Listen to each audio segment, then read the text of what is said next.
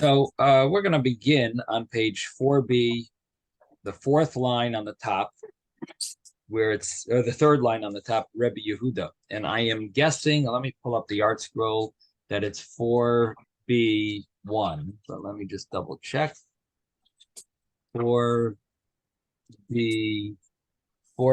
Yeah, 4b1. It would be the first new paragraph on the page, Rebbe Yehuda Aimer. Okay, so we're on page 4b. We're on the third line of the Gemara, and in the art scroll it's 4b1. Rabbi Yehuda Aimer V'Lefnei Teva. Rabbi Yehuda said, this is quoting our Mishnah, which we learned when we started this tractate, is the first Mishnah of the page of these tractate. It mentioned at the end of the Mishnah, Rabbi Yehuda's opinion that everything changes at the Musaf Shmona Esrei, either the last day of Sukkot, which is in Israel would be Shmini Atzeres, and the other day that things change is the first day of Pesach. And on both of these days, it doesn't change at the beginning of the day, it changes at the Musaf.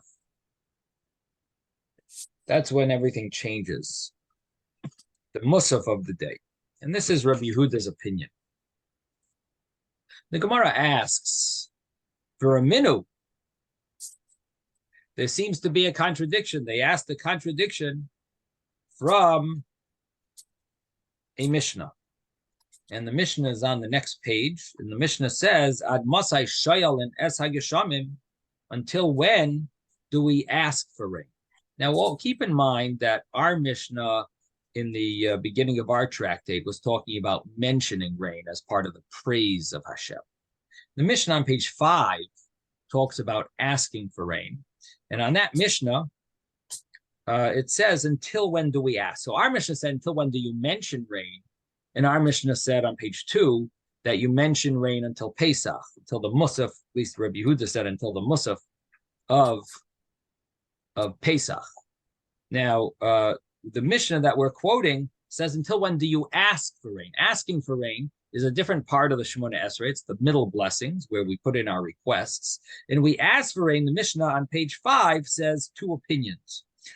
Rabbi Yehuda Aimer ad sheyavra Pesach. Rabbi Yehuda says you ask for rain until Pesach is over.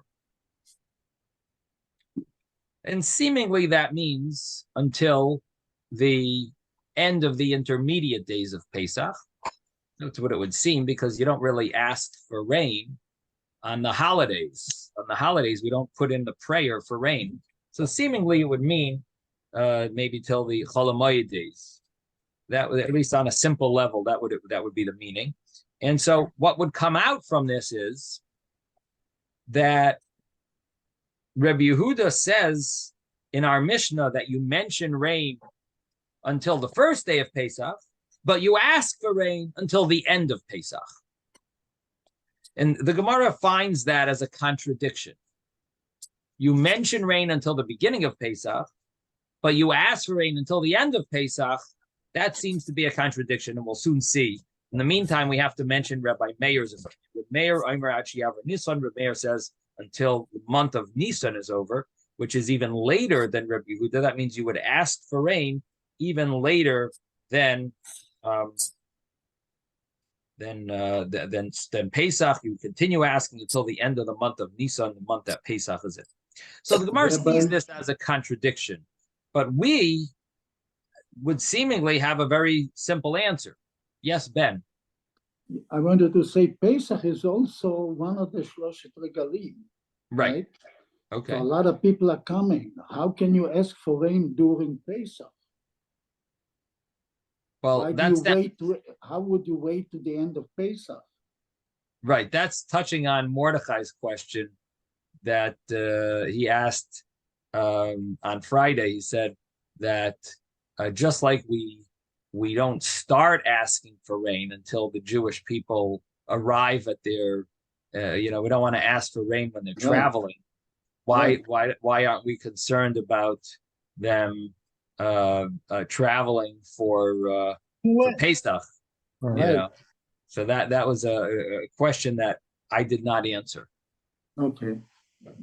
So well, it sounds like you're asking the same question. So we're going to have to see, and we're going to see in our Gemara as well. Are we talking about when there is a Beis Hamikdash, or when there's no Beis Hamikdash, when they're Oila Regel, when they travel to the pilgrimage to the Beis to the Beis Hamikdash, or are we talking about not? We'll soon see a little later on the page about that. So we're going to have to wait till we get there, and then we can try to answer the question. Metz Hashem. So in the meantime, we have this contradiction. Again, our Mishnah said you mentioned praise of Hashem about the rain until the first day of Pesach. Mishnah on page 5 says you ask for rain until the end of Pesach. So Gemara says that's a contradiction. Now, to us, why would that be a contradiction? One's talking about mentioning, right? And the other is talking about asking. So seemingly, it's not really a contradiction. It's talking about two separate things. One's talking about apples, the other's talking about oranges. Amar Rav Chisda like Hashem. So Rav Chisda says this answer, it's not a question. Kan lishol, kan laskir. One is talking about asking for rain. You ask all the way until the end of Pesach. Kan lahazkir, here we're talking about mentioning. You mention until the first day of Pesach. Mishal shoyel va'azil. You continue asking, you ask and continue asking. But mentioning lahazkir b'yom tov rishon pasuk. But to mention, you mention and you stop on the first day of Pesach. So that would seemingly be good, except logic doesn't fit. That doesn't fit with logic. Why not? Because we always have to remember what is the whole concept of mentioning and how does it fit into the cycle of the year. So the concept of praising Hashem and mentioning the rain is all about appeasing Hashem before we ask. So we have to get in the appropriate praise. We have to put in the appropriate praise for some time, and then we're ready to ask for rain. And every time we ask for rain, we also include the praise of Hashem. But we don't stop praising Hashem if we're going to continue asking for rain. We always praise Hashem. Even before we ask for rain, we start praising Hashem, because we're getting an arousal for rain, where we're awakening this concept of rain by asking by mentioning Hashem's praise to Hashem in a way of appeasing Hashem before we actually do the ask. And that's the normal thing, when you want something from someone, it's appropriate to give them some praise, show them how much you appreciate them, and then you do the ask. But the way it works with rain is you're going to be asking for about 6 months. From Sukkot till Pesach, it's going to be like a 6 months of asking Hashem for rain. During those 6 months, you continue praising Hashem as well. You just start earlier. But it doesn't make sense, the Gemara says, to stop praising Hashem and continue asking for rain. That's for sure not. Even before we ask, we're praising Hashem. So there are times when we don't ask, but we praise Hashem. But whenever we ask, we for sure praise Hashem. And it doesn't make sense that we would stop praising Hashem, mentioning rain, if we're going to be doing some asking. So this is, let me read it inside the words of the Gemara. Amar Ula Had Rav Chisda. This that Rav Chisda said is kasha l'chaymetz l'shinayim u'ka'ashan l'shleinayim. This is hard to understand. Like chaymetz, like vinegar, is painful to the eye, to the teeth, and the smoke is painful to the eye. And he explains himself. Uma b'makom she'ena shoyel mazkir. And if in a place we do not ask for rain, like before the time of rain, but you start mentioning mazkir, you start mentioning rain to praise Hashem. But makom she'shoyel, in a place where you do ask, isn't it logical that you should mention rain and praise Hashem? In other words, we even start early. We start mentioning and praising Hashem earlier than our ask. But when we're asking, for sure, we continue praising Hashem throughout the asking. So the idea to stop mentioning and praising Hashem, stop it at the beginning of Pesach and continue asking until the end of Pesach doesn't make sense. So it ends up, it's basically a contradiction in Rav Yehuda, because Rav Yehuda, who says until the first day of Pesach in our Mishnah, says until the last day of Pesach in the next Mishnah.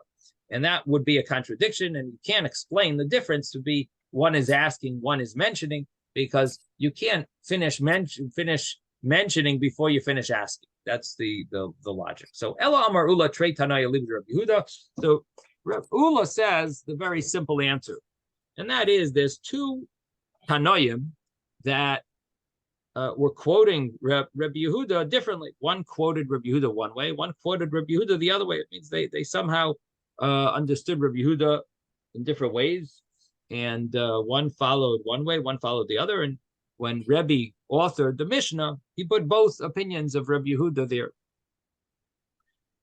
The Gemara tries to come up with other answers. So here comes the second try. In other words, we tried one, it wasn't good. Then we said Trei Tanoia Libed Rabbi Yehuda. Okay, you could call that a second answer, I guess. That there's two opinions. So let's say this. Let's call this a third then. Rabbi Yosef Amar. Rabbi Yosef says, "Ma'yad she'yavar Pesach." What does it mean until Pesach is over? It means ad she'yavar shliach tzibah harishon hiyard b'yom tov rishon shel Pesach. It doesn't mean until Pesach is over you ask for rain. It means until the chazan of the first day of Pesach, Udaven Shachris, until he finishes. So it's not until you finish the last. It means the end of Pesach means the end of the prayer that's on the first day of Pesach. It's not like I have to add words into that to make it fit. That it means until Pesach is over. It means until the Shliach Tzibur Daven Shachris is finished on the first day of Pesach. Yeah, you have to add that. It's like you have to add that. It means the first day. What day of Pesach? It doesn't say clearly what day, but it doesn't mean until Pesach is over. It means the first day. The Chazan who said the morning prayer on the first day of Pesach until he finishes. And I think the reason why the Mishnah, the Gemara, is willing to offer such an explanation that doesn't fit so perfectly in the wording would seemingly have to do with the fact that the Mishnah was written in a way that was meant to be cryptic. It's meant to be vague, and it was meant to be that you need a teacher to teach it. And so therefore, if the Mishnah said until the end of Pesach, it could be because of the way it writes things in very shorthand and in a very cryptic way. In this way, a teacher would be able to teach it and explain to you what it really means. But the words itself don't exactly say this. So you would think it should say clearly. But the thing is, the Mishnah specifically doesn't say things so clearly, and it has to do with this concept of always having a teacher. It should be learned in a way of Nesayra, of tradition, that it's handed down from one teacher to the student, and from that student to the next student, and so it's handed down in a way that you need a teacher. Now, so Rabbi Yosef wants to explain it, that it leaves out some words, but it basically means the first day of Pesach. The problem with that is that do you say the same Talmud Matar on Pesach? The same Talmud Matar, do you have even a paragraph to fit it in? It's not part of the prayers. That paragraph is left out on holidays. It's left out on Shabbos and it's left out on holidays. You do say it during the week, but not on holidays. So the Gemara says, you want to say that he means until you recite the prayer for rain until the Musaf on the first day of Pesach. How could that be that you recite a prayer for rain on the first day of Pesach if it doesn't even fit? There's no place to put it in the Shemona Esrei. So this is the Gemara's question. Amarle Abaye she'ela b'yom tov miyika. So Abaye asks, do we mention she'ela and Yom Tov? There's no request for rain on Yom Tov. So how could he even talk about men asking for rain on Yom Tov if we don't even recite that paragraph? Now, I mentioned on Friday an interesting question. I mentioned that what happens if a person is davening on Yom Tov and they start mentioning the weekday Shemona Esrei, and they daven a lot of the weekday Shemona Esrei, and then they realize it's Yom Tov. So they quickly turn to the back of the Machzor, the Siddur, and they continue with the right Shemona Esrei. They continue, Ata v'chartanu, and they start there. They said the first three brachas already. They even added a few of the intermediary brachas, which they shouldn't have added. They didn't need to add, but they did it.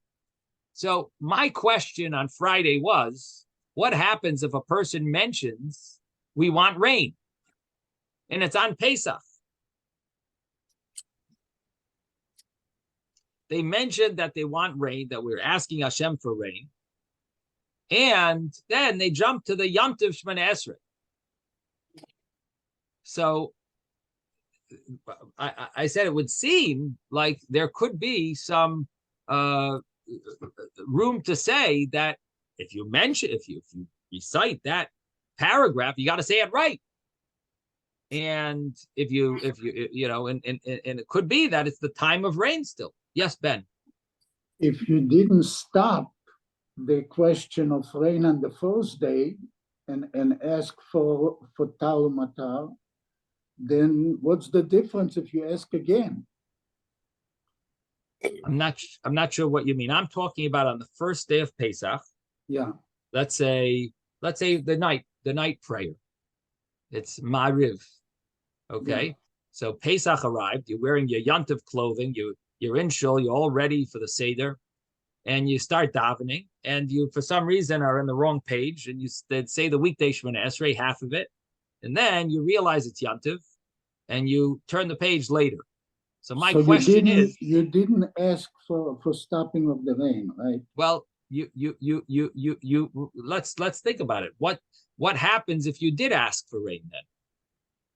If you asked for rain in the first in that first half of your Shemona Esrei, you mentioned you asked for rain. Instead of stopping the rain. Instead of stopping for asking, right? You mentioned rain. Would you need to repeat Shemona Esrei? Is this a time for rain or is it not a time for rain? So our Gemara here seems to touch upon this, because our Gemara here says, Abaye says, She'ela b'Yom Tov mi'ika? Is there She'ela? Do you ask for rain on Yom Tov? It sounds from those words that there's no asking for rain on Yom Tov, even if you did by mistake.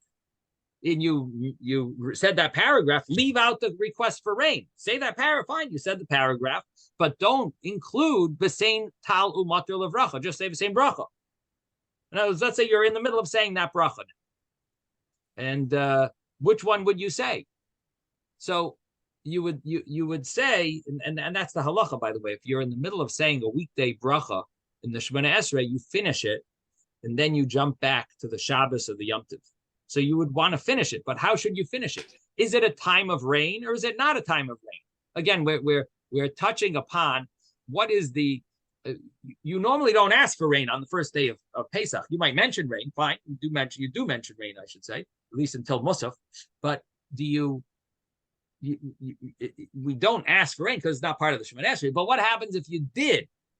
If you did ask for rain, or if you did mention that paragraph, should you ask for rain? What is the appropriate inclusion in that paragraph if you did it, even though you weren't supposed to start it? But you did start it. So now what do? Should you include request for rain or not?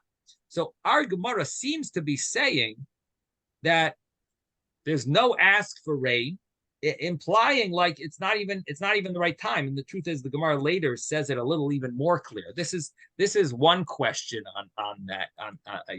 That one source would be our Gemara, where it says Abaye says She'ela b'Yom Tov mi'ika. Is there really an asking for rain on on Yontif. on Yontiv. You don't ask. Now, so this is the question I asked on Friday. Turns out that the Torah writes a very shocking statement in his code of law. Let me tell you what the Torah writes.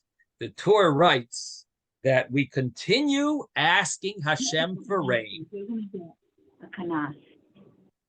When do we ask Hashem for rain? We continue asking Hashem for rain until the Musaf of the first day of Pesach. Do you hear what I'm saying? This is like shocking. The Torah, the code of Jewish law, the son of the Rosh, who codified, one of the first codifiers of Jewish law, the Torah, before the Shulchan Aruch even, he wrote that he writes that you continue asking for rain until the Musaf of the first day of Pesach. What do you mean asking for rain until the Musaf of the first day of Pesach? There's no asking. It's not part of the Shemana Esrei. How could you continue till Musaf? He should have said you continue until the beginning of Pesach, not until the Musaf of the first day of Pesach. You continue asking for rain. I mean, it's not part of Shemana Esrei. Everyone knows that. So all the commentaries that they struggle with this. And the Beis Yosef says it doesn't mean it literally. It means until the beginning of Pesach. It's a sort of just like I don't know why he wrote it that way. But he doesn't mean it. It's lav davka. It doesn't mean specifically musaf. He means until the first day. Actually, that was my question, because you don't stop asking for the rain until Musaf. You don't stop mentioning rain until Musaf. Yeah, I'm saying, because Musaf, it's already started on Sukkot, but you didn't stop it until when Musaf. Are you supposed to stop? That's what our question. Does it? That's what it is. Not when. In other words, you ask. Is the it's first day already until Musaf? It's asked already. Yes, but now we're asking a very, very practical question. That Rabbi, first day of Pesach, do we really want rain on that day, or do we not want rain on that day? I think there's a problem between what you and Ben are saying. Ben, when we say mention, it's either Mohidatal or Mashiva Ruach. When you ask, it's Barech Aleinu. So we're talking about two different things. And I think Ben and you are being very specific in your terminology. Ben, I think, is being interchangeable between the two. And I think that when you give your explanation, you need to describe what exactly you mean by mention versus what exactly you mean by asking. Okay.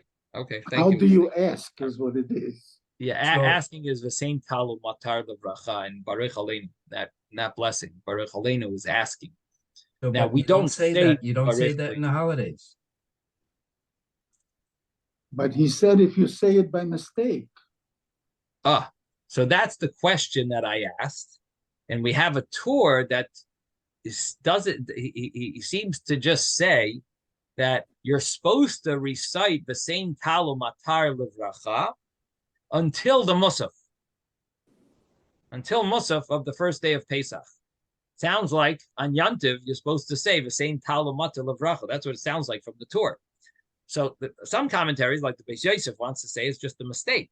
It doesn't mean it. It doesn't mean it so literally. It's more loosely. He just says Musaf, but he really means, you stop saying the same Talmud Matar Levracha. You stop asking for rain, really at the beginning of the holiday.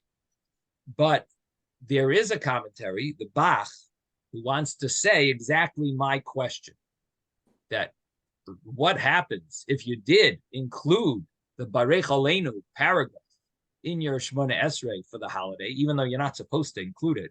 But let's say you did. Let's say you included a weekday paragraph in your Shemona Esrei. This day is actually a day of rain, that we need rain, and you should therefore ask for rain if you mentioned. So what the Torah is hinting to is that it's still a time for rain. And if you do mention rain, even though you're not supposed to, you should include it.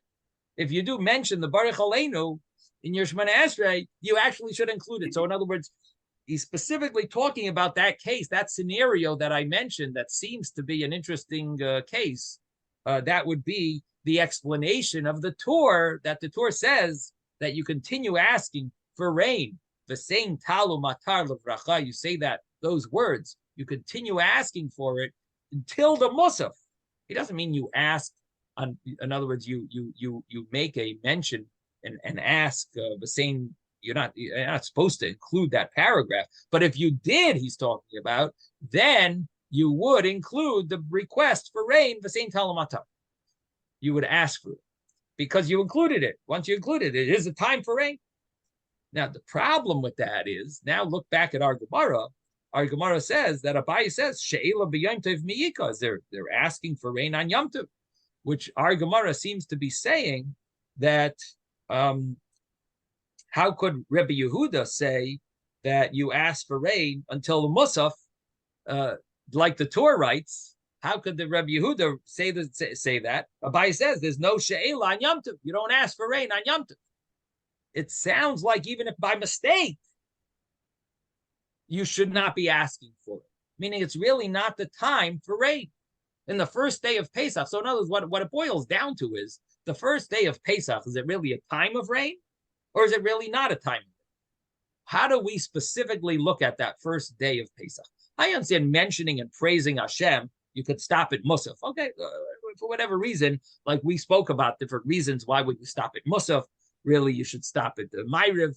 And that idea that you really should have stopped at Ma'ariv before and you end up not stopping until Musaf so people will know, that implies like it's really not a time of rain, but we're going to mention it because we want people to make sure they say the right thing and they stop at a time when everyone will know that we stop. So you can mention it, no problem. You mention it a little extra, but really it's not a day of rain. That's what that reason, in other words, we spoke about, why would you stop at Musaf? We tried to explain the reason to stop at Musaf had to do with people not knowing what to do. And therefore, if you stop at Musaf, everyone will have clarity. That implies, like, really, this is not a time for rain, but you can mention it until Musaf, so at least everyone will know to stop. Okay, they mentioned it a few extra times. They mentioned it, praised Hashem at night and the next day. But really, it's maybe not a time of rain, but at least it's going to allow everyone to be blanket rule for everyone. You know, we stop. Everyone's going to know about it. This will be a good publicity. Rabbi, can I put it in other words, maybe? Yeah. That the season of rain doesn't stop until Musaf, but we don't necessarily have to ask for it again. So that's a little hard to say what you said. Like the season ends exactly at Musaf time. Musaf is not even a specific time. There's a time, and really, in other words, we want it to rain in the morning, but we don't want it to rain in the afternoon.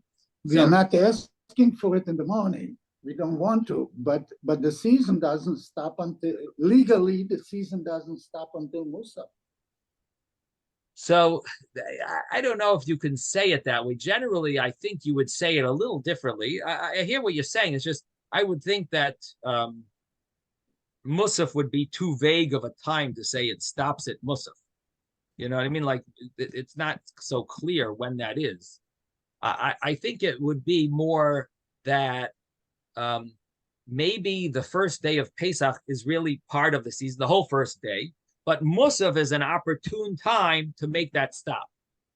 Musaf is an opportune time to make that stop. So even though it is the time of rain maybe, but we're going to stop at Musaf for publicity's sake. You know, and that would allow us to make a rule about the law of if you mentioned it or if you didn't mention it, when if you forgot it, you have to repeat, because we made a blanket rule, but really the whole day maybe is a day of a season, you know, but then the other option is maybe you should say the opposite, that the day is a whole day of not the season of rain. The season of rain ended the day before, but we didn't, but But if it ends the day before, you could mention it maybe until Musaf. But according to that, you would not ask for it. Maybe the season ends before, but according to that, it probably you shouldn't be asking for it either. You should ask for it only until the night of the first day of Pesach, because the day, the first day of Pesach is already not a time of rain. So in other words, it really boils down to this practical question of what is it really a time for rain, that we want rain or we don't want rain? But the question is, we're trying to figure it out from the Gemara. So the Torah seems to make it very clear. It really is a time of rain, and we stop at Musaf time. And maybe that's the meaning of the Torah, at least the way the Bach learns the Torah, is that it really is a time of rain. We stop, make the only question is, how does he learn the Gemara?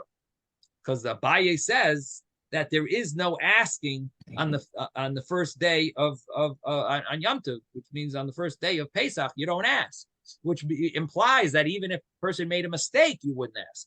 So the answer to that is mentioned in at least one of the answers is mentioned in another commentary on the Shulchan Aruch on the Torah called the Prisha, and he says that our Gemara is talking about a chazan, the chazan of the first day of Pesach. The chazan on that day of Pesach, he is the one who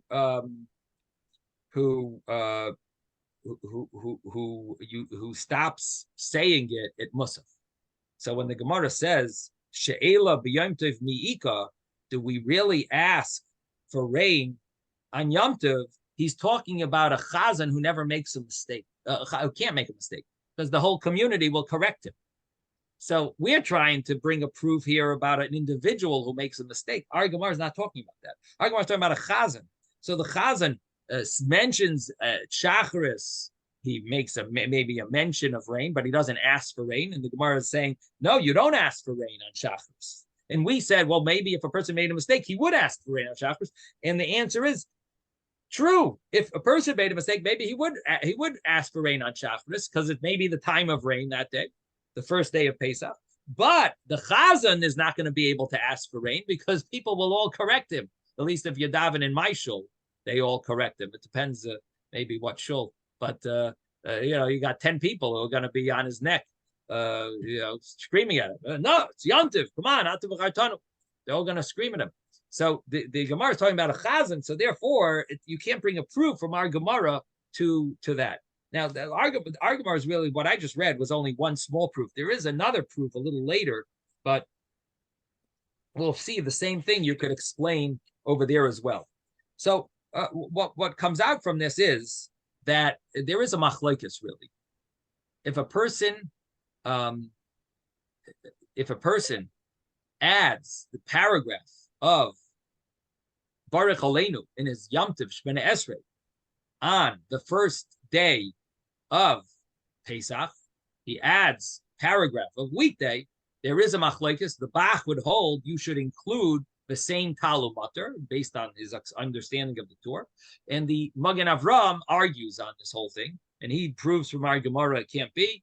And the Magen Avram says you would not include the same Talmud Matar Levracha. So make sure not to make a mistake on the first day of Pesach, and then you don't get yourself into any trouble. But so there's a machlokes among the later commentaries, and they base it on this Gemara here. So I'm going to continue in the Gemara now. So let me tell you where we're up to, because we got a little sidetracked over here. We're on page 4b, and we just mentioned Abaye's question of She'ela b'Yom Tov mi'ika. We're on 4b1 in the art scroll at the end of 4b1, the second to last paragraph. And for those that are using a real Gemara, we are Amar Abaye, so we are on the second wide line in the middle of the page of page 4b. So the Gemara says that Amar Le in. The Gemara answers, Yosef tries to keep his answer valid, and he says, yes, you could ask for rain on Yom Tov, because Shoyel Meturgaman, the Meturgaman does ask for rain in his drasha. the Maturgaman asks for rain in his drasha, in his speech. And so because in other words, it seems that they used to have some type of a interpreter of the speeches, and he would also put in maybe some prayer in his speech.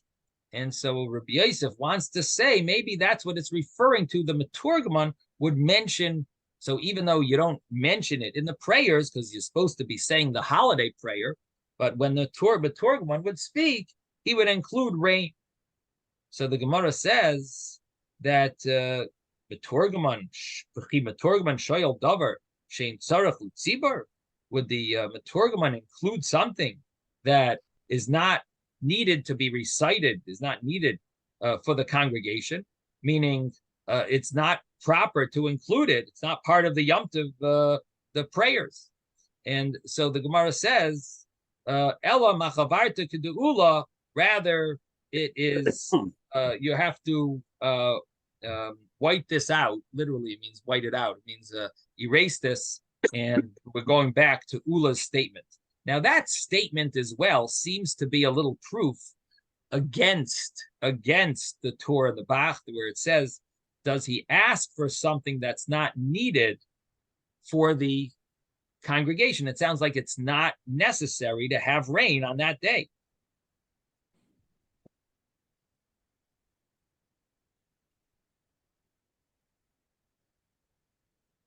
And it does seem to be a little proof that you're not supposed to be. It's not something that's needed for the tzibur.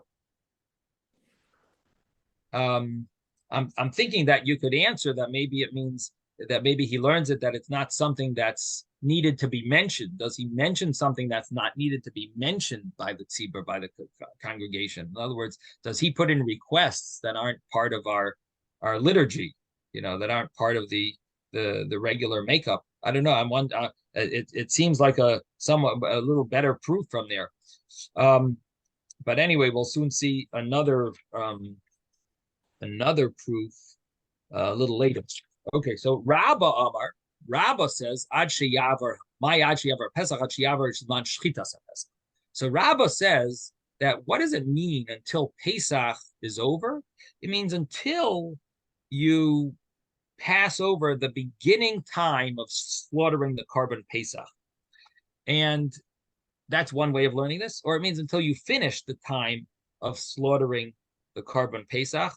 And however you learn it, it means the day before the day before Pesach begins.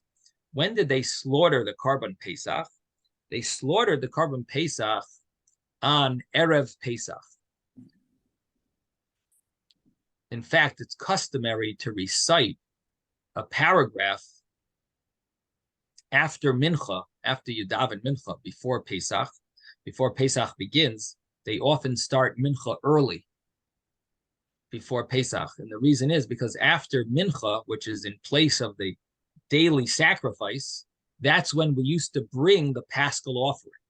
Before the holiday began, they would bring the Paschal offering on the 14th day of Nisan, which is before Pesach begins. So many of us have a custom to recite that paragraph in the shul, which goes over the laws of the sacrifice of the Korban Pesach, because when you recite the laws of the Korban Pesach, Hashem considers it as if we actually brought the Korban Pesach. Uneshalma farim sifasenu, it says, in our lips will be considered will be considered like an actual animal sacrifice. That if we recite the parah, we can't bring the sacrifice in today's day and age. We don't have the Beis Hamikdash. We need an altar. We need to be tahar, but we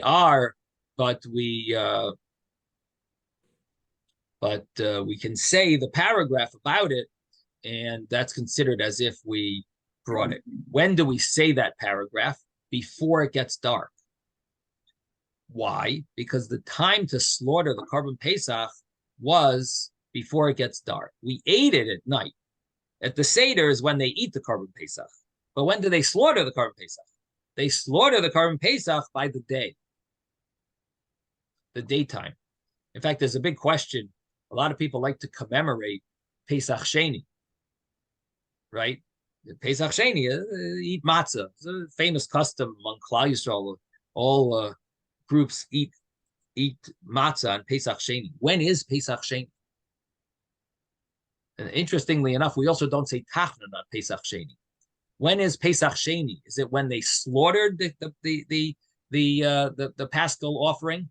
Pesach Sheni is those that weren't able to bring it on the first Pesach, they wait for a month later. So a month later, on the 14th day of Iyar, they slaughter the Pesach, the Paschal offering. Those that missed it the first month, Nisan, they wait for the next month. They slaughter it on the 14th and they eat it on the 15th. So which day don't you say Tachnun?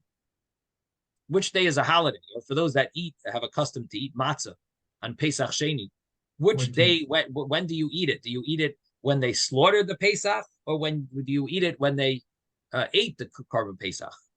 Because they slaughtered it by the day of the 14th, and you eat it on the 15th, the night the night after, the night that's following. So commonly, it's correct, Ezra. We the most popular minhag is to follow when it's slaughtered. So the same thing applies to the first Pesach. That when was the korban? When was it actually slaughtered? It was slaughtered before Yom Tov. You eat it at the Seder. You eat the Korban Pesach. Nowadays, of course, we don't have a Korban Pesach, unfortunately, because we don't have a base of Mikdash. But the official time to eat the Korban Pesach was at night at the Seder. But it was slaughtered during the day. So Rabbah wants to say that Pesach doesn't mean the holiday of Pesach. When the holiday is over, until Pesach is over, it means when the Pesach offering. Ad Sheyavra Pesach means until it passes the time to bring the Pesach offering. Now, the way Rashi learns this, it means until the beginning time of the Korban Pesach, which doesn't fit perfectly with the wording. Often the wording Yavor means until it's over, the time is over, till it passes. But Rashi wants to learn that way. We mentioned it on Friday. He seems to want to learn that it means until the beginning time of Pesach, because if he means the end of Pesach, then he should have, at the end of the slaughtering of the Pesach, he should have just said, you ask for rain until the first day of Pesach. And he means, until the night. In other words, he could have said an easier, if he's saying Ad Sheyavra Pesach, it means the Korban Pesach, it must mean not the end of the time to to slaughter it, which would be at night. Rather, it must be during the day, must mean when it's the time when it reaches the time to start bringing the Korban Pesach.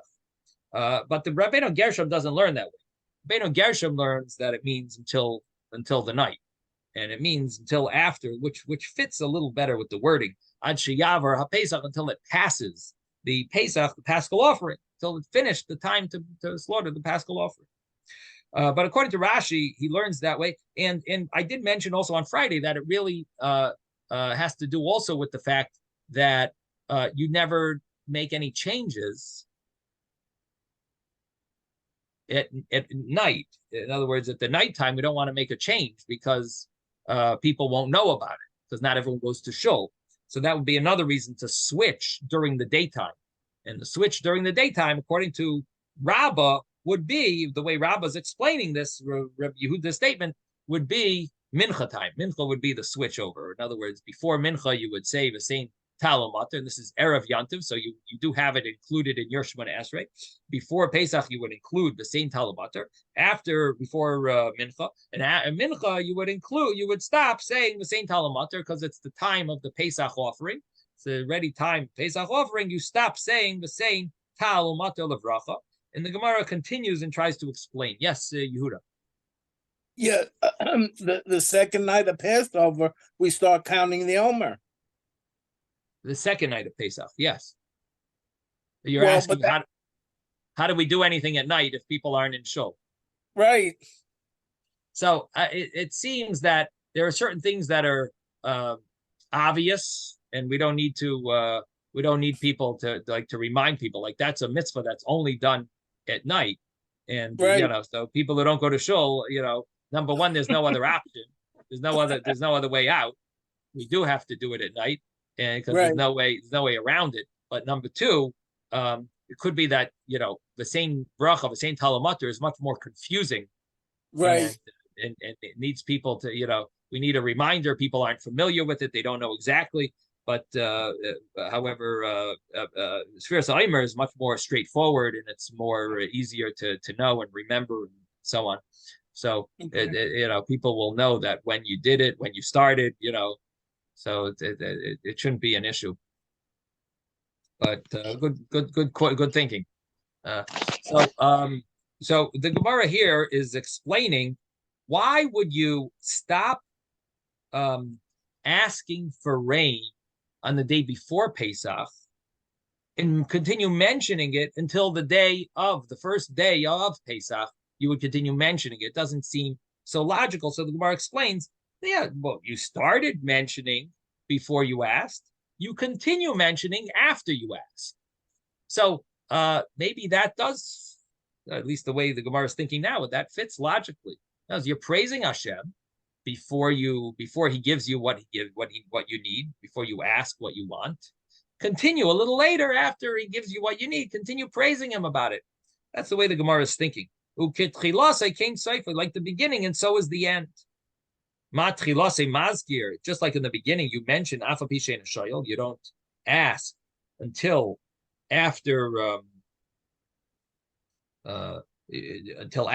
when it's time to ask for rain. Like, for example, in Israel, they ask for rain on the 7th of Marcheshvan, but they start mentioning it when they start mentioning and praising Hashem on the day of Shmini Atzeres. So it's not till 2 weeks later that they ask. So they do have 2 weeks of mentioning without asking. So just like in the beginning, you mention, even though you don't ask, for about 2 weeks. Also in the end of Pesach, you mention a little longer. How long? An extra day, because you ask for rain until Mincha of Erev Pesach, but you mention rain until Musaf on the first day of Pesach.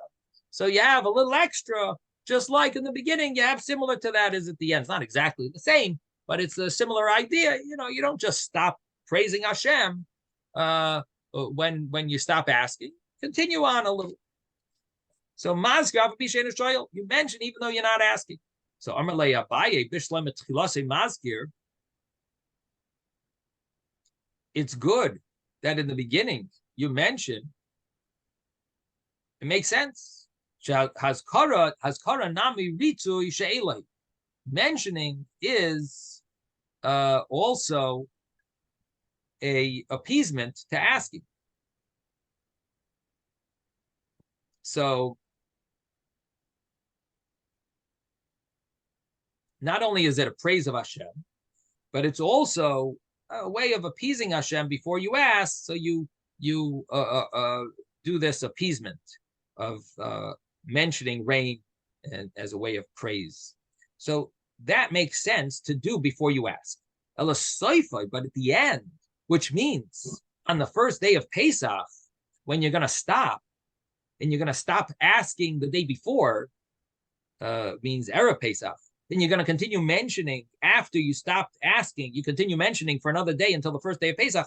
My ritzui she'ela ika. What would be the purpose? What would be the ritzui, the appeasement for she'ela? In other words, it's supposed to be leading up to asking.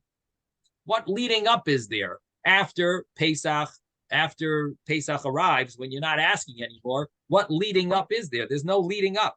Rather, the Gemara says we have to go back and explain like Ula. So we had 3 tries, and everyone seems to get proven wrong. All these 3 other tries. We have Ula's statement that stayed, Ula's explanation, which is that there's 2 opinions in Rabbi Yehuda, but the other 3 tries all got slugged up.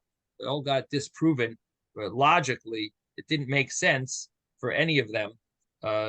Any of those other explanations, and therefore we proved that we're going to go back to Ula's statement. Now the Gemara says, Amar Rav Asi, Amar Rabbi Yochanan, halacha k'Rabbi Yehuda. So Rav Asi says in the name of Rabbi Yochanan that the halacha follows Rabbi Yehuda. And what does that refer to? It refers to, specifically now we're talking about, when do you start mentioning rain? And we said that you start mentioning rain when? On the last day of Sukkot, Shmini Atzeres, you start mentioning. So, Amalei Reb Zera Ravasi. So Reb Zera said to Ravasi, "Mi Amar Reb Yochanan Hachi." Does Reb Yochanan really say that you start at Shmini Atzeres? V'Tanan, we learned in a Mishnah on page 10 that B'Shloisha B'Marcheshvan Shayil and Esag Yishamim, on the third day of Cheshvan, we ask for rain. Rabbi Gamliel Aimer B'Shiva by Rabbi Gamliel says on the seventh day. That's the way it is done actually in Israel. Now, Rabbi Lazar says halacha k'Rabbon Gamliel. The halacha follows Rabbi Gamliel. Now, the problem here again is that they seem to be totally different things. What type of contradiction is this? And the Gemara says for two reasons, it doesn't begin to be a contradiction. The one is talking about apples, the other is talking about oranges. Another problem with it is you're asking a question from one rabbi to another rabbi. Rabbis are known to have different opinions. It's not a contradiction. When one rabbi says one thing, another rabbi says another thing. That's not a contradiction. Rabbis have different opinions. We have Rabbi Yochanan says one thing. We have Rabbi Lazar says another thing. So what the Gemara is like asked this contradiction. Who asked it? Reb Zera. Reb Zera tells Ravasi, how could Rabbi Yochanan have said this? Rabbi Lazar says something else. So two problems. Rabbi Lazar doesn't say something else. He's not talking about the same thing. And second of all, it's Rabbi Lazar. It's not Rabbi Yochanan. You have to ask a contradiction. You got to ask Rabbi Yochanan says this here. How could he say this? Rabbi Yochanan says something else. Someone says it differently. But you ask the question, Rabbi Yochanan and Rabbi Lazar, it's two separate people. So this is what the Gemara says. The Gemara has these two answers right away. Omar le gavra agavra karamas. So Ravasi says back to him, you're asking a contradiction, one person on another person? These are two Amoraim. Rabbi Yochanan held the halachas like Rabbi Yehuda, and Rabbi Lazar says the halacha is like Rabbi Gamliel. That's one point. Iboyas ema, and if you want, say this as well. Another big difference that they're not even a contradiction. They're not talking about the same thing. Like Kasha, kan lishoil, kan laazkir. Rabbi Gamliel is talking about when do you start saying the same Talmud or asking for rain. Rabbi Yehuda, I'm sorry, Rabbi Yehuda in the Mishnah is talking about mentioning rain. And mentioning rain, you start saying it on Shmini Atzeres. You have Shmini Atzeres, and then 2 weeks later, you ask on Zayin Chedron. So it's many reasons it's not a contradiction. In fact, the commentaries struggle to understand what the contradiction is, especially the first thing that it says, Gavra Agavra, two different people. How could you ask such a contradiction? So commentaries mention that Rabbi Elazar here is Rabbi Elazar ben Pedas. Rabbi Elazar ben Pedas was a major student of Rabbi Yochanan, to the extent that Rabbi Elazar normally didn't even mention who the source of his teachings were, because they were obvious that it's from Rabbi Yochanan. And you don't have to say every other word. Oh, Rabbi Yochanan said this, and Rabbi Yochanan said that. Rabbi Yochanan said a third thing. It'll come out of your ears if you heard it every. So Rabbi Elazar used to not even mention it was Rabbi Yochanan because it was obvious. He said it one time. He said, "By the way, everything I'm telling you is Rabbi Yochanan." Okay, goodbye. So Rabbi Elazar ben Pedas is the reason why the Gemara felt it's a contradiction is because Rabbi Elazar was a Talmud, a major student of Rabbi Yochanan, and he constantly was repeating stuff from Rabbi Yochanan, and therefore the Gemara considered it a contradiction. At the same time, the Gemara answers that it's not really a contradiction because Rabbi Elazar could also argue on Rabbi Yochanan. He also was older or was of status that he could have his own view.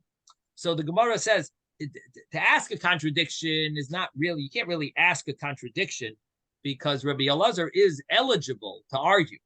But at the same time, most of his students, most of his teachings were his Rebbe's, Rabbi Yochanan, even if he didn't quote him.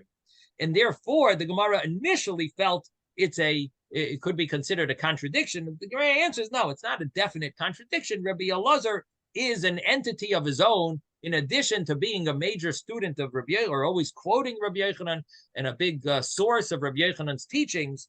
But he did have, he was eligible to have his own view. And the Gemara answers that Gavra Agavra Karamis, asking question, one person, Rabbi Yochanan, and Rabbi Elazar did have a mind of his own, and he could at times put in his own view. But that's how the Gemara. That's why the Gemara was so initially thought it was a contradiction.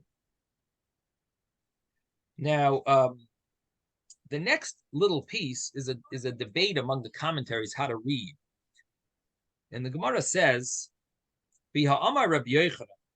Doesn't Rabbi Yochanan say b'makom sheshoyel mazkir? The easier way of learning this Gemara is that Rabbi Yochanan is asking on what we just answered. There's a more complicated way that Rashi brings learning this Gemara, but let's take the easier path.